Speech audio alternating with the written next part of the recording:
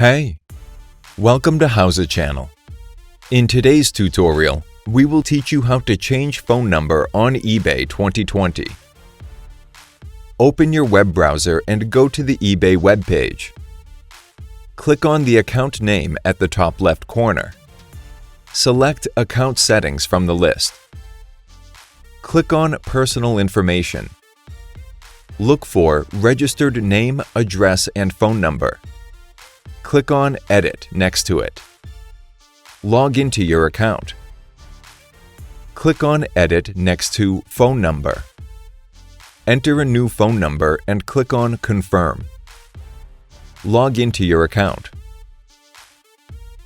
Click on Confirm. Click on Get a Text. Enter the one-time PIN code. Click on Continue. That's it. Thanks for watching the video. Please like it and let us know if you use any of our tips and tricks. Subscribe to our channel.